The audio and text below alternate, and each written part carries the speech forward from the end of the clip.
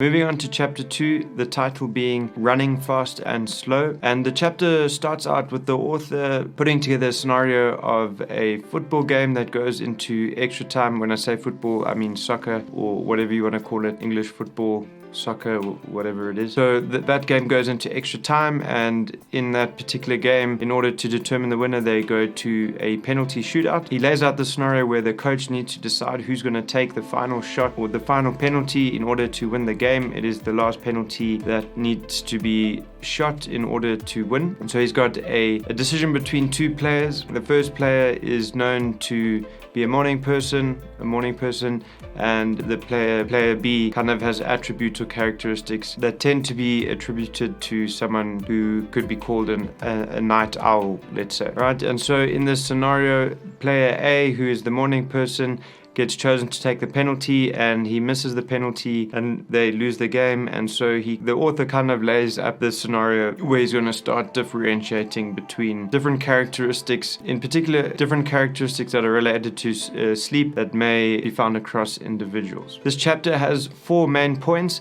And the first one that he makes is he heads up this section with a subtitle called Owls and Larks. He begins describing something called a chronotype, and chrono or chronos from the Greek language, which means time. The chronotype is the time type that describes a individual specific sleeping characteristics. Your chronotype will determine when it's best to do certain things. If your chronotype is a classic morning person style, the chronotype can be broadly used to categorize different individuals and give them a kind of a guideline of when it would be best to perform certain activities, determining your wake time, your sleep time, that kind of thing, based on whether you are more of a morning type person or more of a night owl. The author does state that this is a genetic trait.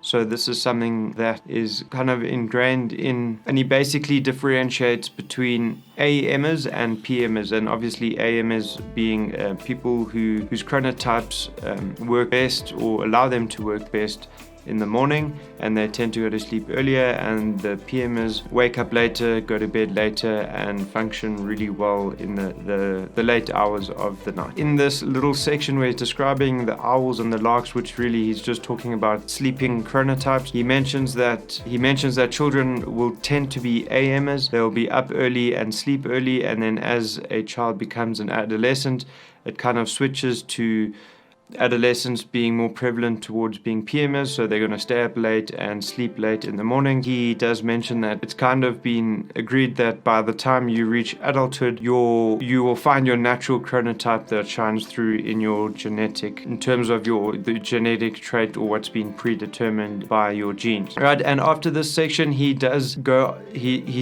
specify that there is a group of people who kind of fit in between the AMers and the PMers. They're kind of like a hybrid of the two, and he calls this the in-betweeners. What is interesting about this is that he mentions that a lot of people are forced to be in-betweeners in today's day and age because your schedule might be dictated by your companies or wherever you're working. You have to be at work at a certain time, so that means you have to be up at a certain time, or if you have young kids and they're up early, or a pet or anything like that, that might force you to be up early in the morning, even though your chronotype might be that of a PMer, and therefore you're kind of like going against your chronotype. What I like about how this author goes about his whole methodology is that he accepts that this is the fact, or this is a reality for a lot of people. It is sometimes out of our hands, our schedule, and not everyone is an elite athlete and can choose and structure their day how they want. So he does mention, and it's good to know that he says that most people do end up being in-betweeners because of this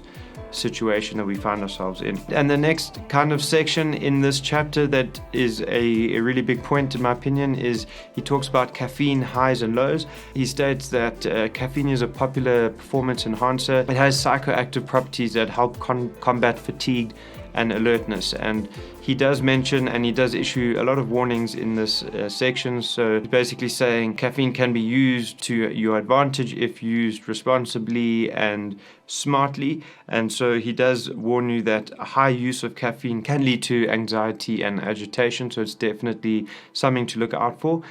as well as the fact that consuming caffeine via beverages such as coffees and teas and energy drinks and that kind of thing can lead to a habit-forming behavior, so that you're taking in a lot of caffeine all the time, and therefore your nervous system is going to get desensitized to the amount of caffeine.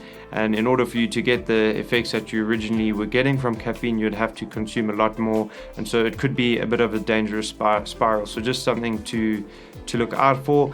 He does mention in this section of the chapter that it's advised that you stick to this 3 to 6 grams of caffeine per kilogram of body mass per day. If you weighed 80 kilograms, on the low end of that, 240 milligrams of caffeine a day would be advisable. And then if you double that up for the upper end, so that would be 6 grams per kilo, then you'd get 540 milligrams of caffeine a day, and that's what you want to kind of stick to. Just so that you know, in there he does mention that homebrewed coffee was shown to contain up to 220 milligrams of coffee. So if you are an 80 kilogram individual, 2 cups of that homebrewed coffee is going to bring you up to that higher range of the recommended daily intake or consumption of caffeine. He does mention that there is that caffeine has a half-life of up to 6 hours, so that means that it's going to take 6 hours to eliminate half, or for the effects of the caffeine to start wearing off. So that's something to take in mind. You do not want to be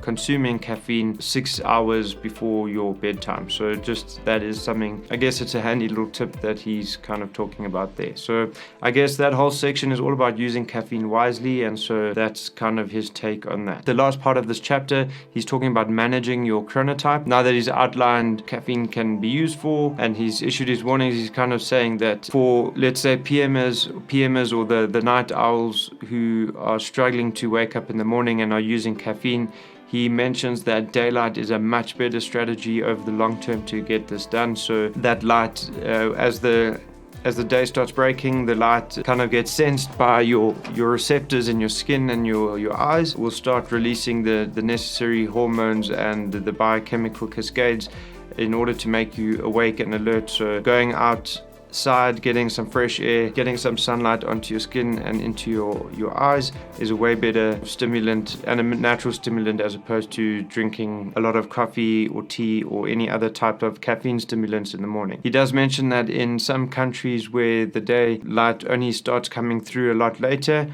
you can make use of daylight lamps, and even if you do work in an environment where it's a lot darker, maybe inside a building, you can make use of these artificial daylight lamps to kind of simulate the UV light that's coming in from the sun. Right, an interesting thing about managing your chronotype here is he recommends all PMers or the night owls should not lie in on the weekend. So if you have to get up early during the week for whatever reason, and then on 2 days out of that week you tend to lie in over the weekend because that's your natural tendency, he does recommend that you don't really do this, rather stick to a fixed wake time, which we are going to get to in the next chapter. But he recommends this because this can result in something that he terms social jet lag at the end of this chapter, which is basically a jet lag that you can get from adjusting your sleep variables and cycles to adjust your social schedule. So during the week you've got that fixed wake up time because you have to go to work, and then maybe on the weekends you go out late and tend to sleep later. This can kind of just mess up your sleep routine and really cause a lot of fatigue and other health problems down the line. Alright, so that's a wrap for chapter 2.